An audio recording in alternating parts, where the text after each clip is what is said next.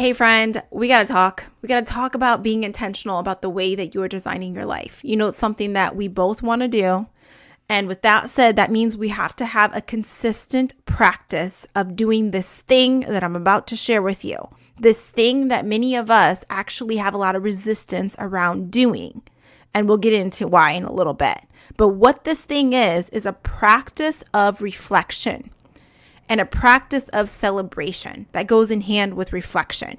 So you reflecting on your past and you also taking the time to celebrate how far that you've come, despite challenges that you may have received, or maybe how much progress that you've made on a goal or dream that you had. And let's say even if you didn't make the progress that you want, darn well, there are a lot of things that you can be celebrating if you really take the time to think about it, to sit down and soak up the goodness, especially from this past year.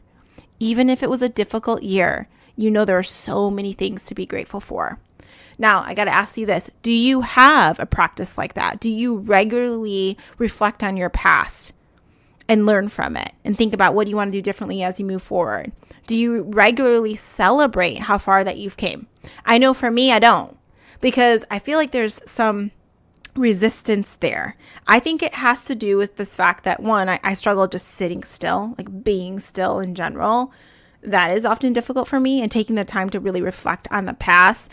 I find myself wanting to focus more on the future. Like I'm like, let's talk about what I want to do next, like check the box, let's move on to the next thing. Whereas there's so much benefit to reflect on the past to help set you up for the future and to help you do it in a more intentional way. So with all that said, I acknowledge that that's not always an easy thing for some of us to do based on our personalities and also based on a running thought that I believe many of us have. And it's this thought of not enough. It's like once you've achieved something, you've checked the box and you're like, still don't feel enough. I got to do this instead. Or this next thing. And then maybe that will feel like enough. And then you do that thing and it's like, still don't feel like enough. This next thing.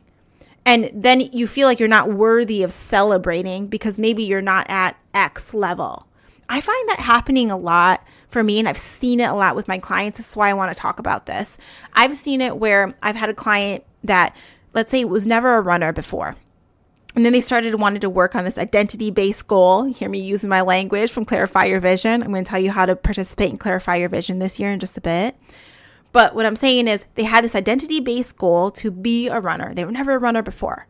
And let's say like the whole week, they were out doing their runs. They were consistent with it. And then I might be like, that's awesome. Like as I'm talking to them, and they would be like, not really. I mean, I'm only running like a couple miles a day. And it's like, well, you weren't a runner at all before, and here you are being committed, running those couple of miles, maybe not in the best conditions. Like you can be proud of yourself for that. But what's happening is they're comparing themselves to somebody else that might be a marathon runner. And then they don't want to shine a light on something that maybe they're really proud of themselves for, or could be proud of themselves for. Like think about it. I've seen it where people won't even share on like a Facebook or Instagram or a social media account something like that, like, I'm proud of myself for running 2 miles today, because they feel like it's not worthy unless I share that I'm running the marathon. And there's that underlying like not enoughness there. And I just want to encourage people to celebrate anything that you did that you are proud of yourself for in your own race of life, knowing that you're farther along than you used to be. Even if it's like you did a 5-minute workout and you were never working out before, but today you did 5 minutes. Like you be proud of that, celebrate that. That doesn't come natural to us though, but it's so valuable. It's so helpful too, because from a brain science perspective, when you think about it, when you celebrate you accomplishing something, like you showing up for yourself, you doing the thing that you set out to do, even if it's a small thing, it feels really good to yourself and your brain, but it also tells your brain like, hey, let's seek out more of this because it feels really good. So that will actually motivate you. The more that you take the time to reflect and to celebrate, it'll keep you moving forward. And it's a really good skill set to have, as a leader, to be the kind of leader that encourages other people to celebrate milestones along the way, because it's going to motivate people. It's going to keep them going. So what I really love is the planner that I use. It's called Goal Crazy. I've talked about it many times on the show. it has a reflection section. Like at the end of the day, they call it an evening review, and you actually write down your accomplishments, the best moments from the day, new things that you learned, some notes, how you're going to improve the next day. And I love that it has this reflection component there because it helps you be more intentional about what's to come. So with all of this said, I really believe that we all need to take some time to sit still, even if it's hard for us, because I know it's hard for me, but to sit still and to really reflect on this past year and to celebrate how far that we've come. And it's so much more fun to do this work along like-minded women. I remember when I used to live in Beaufort, South Carolina, which is one of my favorite places on earth. Shout out to my Beaufort peeps. I loved living there. I felt like I was on vacation all the time because the water that surrounds it and just the low country vibe, I really loved it. And I love to be warm and I love the heat. So anyways, when I lived there, we would do yoga as a group in the morning right along the water. And then we would go and I had like this book club that I had started. So sometimes we would meet at the coffee shop in town and we would talk about the books, but we would always share the things that we wanted to celebrate with each other.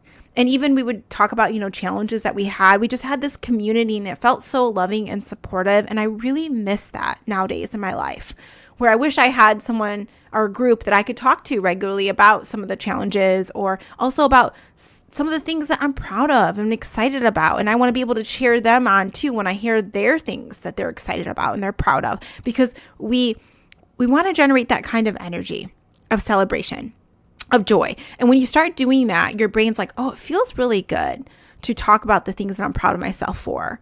Now let me find some more ways to make myself proud.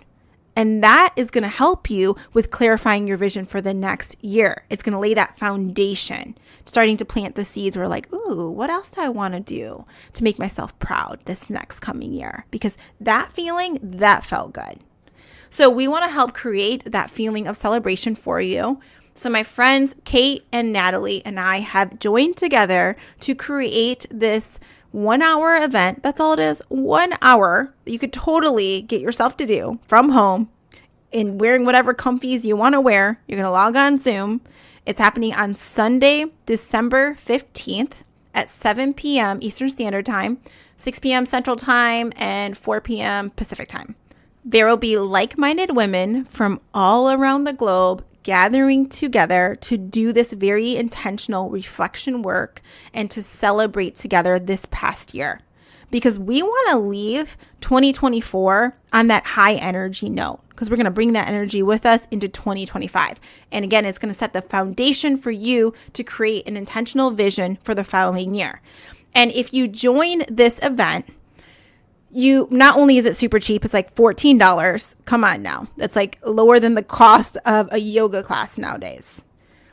All right. So you commit to doing that and you get bonus savings for the Clarify Your Vision event because you attended this reflection event. And what this event is called, it's called the Cozy Celebration Circle. That's the vibe that we're going for. Cozy vibes, celebrating together in a circle of like-minded women supporting and encouraging each other. So it's going to be a really fun event. I really encourage you to attend. I don't have the link for you yet at the time of this recording. We're working on all the details. This is something that we just whipped up last minute, was like, let's do this thing. So if you keep listening to the show, I'm sure with future episodes, you will get access to that link. And I'll also be sharing it on social media. So look out for that and you can sign up. I encourage you to do this, especially if you want to do Clarify Your Vision, because then you'll get a discount to Clarify Your Vision. All right. So with that said, what's the plan for that event? It's an hour long. You can trust us on the fact that we've set it up very intentionally. It's going to be fun. You're going to be doing some reflection work, celebration work. You're going to meet other like-minded women. You're going to learn some next steps around clarifying your vision. It's just going to help set the foundation before you get into this really, really busy season. It's like you've laid down the foundation, and then after the holiday craze happens, then you can have an intentional time that you're coming back to show up to clarify your vision for 2025. So that's our intention behind this event. Just come together. Let's celebrate together. and just be intentional about laying that foundation before we clarify your vision. Because that's something I see some people do is like they get really excited about their vision. I do too. Like I get excited about thinking about what's next. That's why I don't like to sit still and do reflection work. It's like I get so excited about the next thing. So I see people do that, and you can just benefit so much from stopping and reflecting back, because it's going to help you come up with more intentional goals too. Because you might see like, oh yeah, I'm really proud of myself for this thing. And your brain might be like, yeah, maybe we want to do more of that because that felt good. Or maybe as you're writing down what you're proud of yourself for, and maybe you feel like, oh, I'm really struggling, like figuring out what I'm really proud of myself for, because I feel like I didn't do this other thing and I wish I would have. And maybe some of those catabolic energy feelings start to show up. Good news. Because then you can be like, okay, I'll put that in the parking lot of things I want to add into this following year, in the vision of the next year. And that's you being intentional about finding solutions, about moving forward, about learning from your past. Like that's our goal here. It's all about being intentional. Okay, so I want to invite you to that. So just put that in a note in your calendar that you want to show up for that thing, and I'll give you the details once we get them and we put that out there. Now, with that said, I want to tell you about something that I just did that just hurt my heart. It hurt my heart. Okay. What I did was I was searching in my Google Drive for my past end of the year letters, because every year I write an end of the year letter and I send it to close friends and family. And it's like a 2-page letter. It's more like set up like a newsletter. I actually use a Canva template for it. And I was looking back and I could not find 2023's letter. And I was like, what the heck, Ange? Did you not do it? And then I remember thinking back that I feel like I maybe didn't do it, because I started searching for things. I think I intended to, I set up to do it, but then somehow I must have missed it and something else like happened. And it made me so sad, because when I looked in the folder, I have multiple years from 2018. A letter for each year. And it's so cool to look back and see like the accomplishments from the year, a summary of the year, and just things I was proud of myself for, the travels. I always write that in the letter. And I just love that, because I just envision in the future my son having this folder where he can look back and like see our years summarized. In fact, he's crying right now. You might hear him. Let me go grab him and we're going to come back and finish the podcast. All right, I grabbed him and then he projectile vomited on me, and then his dad walked in. So I handed him to his dad, and here we are to finish this episode. All right, so I envisioned my son looking at this folder and just seeing everything that his parents were proud of themselves for and the fun that they had just from reading these end of the year letters. And so my heart was so sad to know that 2023 was missing for whatever reason. I went in Canva and I saw that I started editing the 2022 template to be 2023, and then somewhere I didn't finish it. And then I was like, okay, Ange, you got to be the person that actually finishes stuff, because what happened here? Because this is of value to you. Like, think about how valuable this is to your future, for your kids to look back on. And that's where I want to drive home this point. The reflection is so valuable, especially if you're really intentional about it and you're tracking that for yourself, because it brought me so much joy to go back and read that reflection from the past. I was proud of myself, though, for a side note, that I had this other template where I went through and answered questions about 2023. So I felt like 2023 wasn't all lost. Like I had tracked some of that information in that other reflection document. So with that said, what I'm going to do for you is, if you join our reflection event, the Cozy Celebration Circle, if you join that event, I will share those 2 templates with you. I'll share my template for my end of the year newsletter, because it would be a fun thing for you to send to friends or family. I always send it just for me. Like sometimes I'm like, okay, maybe nobody cares about this and actually wants to read it. But for myself, I want to do this for me to reflect on a past year. So I'll share that template with you, the Canva template, and I'll also share with you that reflection document. It's not mine. I actually got it from the productivity group that I'm a part of, but I'm happy to share that template. I actually want to do it again after looking at it. I was like, yeah, I want to go through and answer these questions. I found it so valuable. So we will add that into the mix of the event. I'm making a note of that right now. What else I wanted to share with you? One, time goes by so freaking fast. I mean, I cannot believe that it's already almost the end of 2024. And it's just got me thinking about how I just want to soak it up, the goodness. I really want to soak it up. And a way that I feel like helps me soak up the goodness is to actually write about the goodness. So when I journal and I write about what happened and then I go back later and I read about that, it's like an opportunity for me to relive that moment. And even if it was a hard moment, I also find that it still generates positive energy in me because I'm on the other side of it. And I'm like, ooh, look at how God moved through that thing. Look at how much stronger I am because of that thing. Look at the greatness that came to be that I wasn't expecting despite that thing happened that's related to that thing. So it just helps me with my faith. It helps me with my energy all around. It helps me soak up the goodness, this practice of reflection. So I'm over here advocating that not only do you reflect on this year and you do it with us, I'm also advocating that you start to think about how can you do this every day? How can you do it weekly?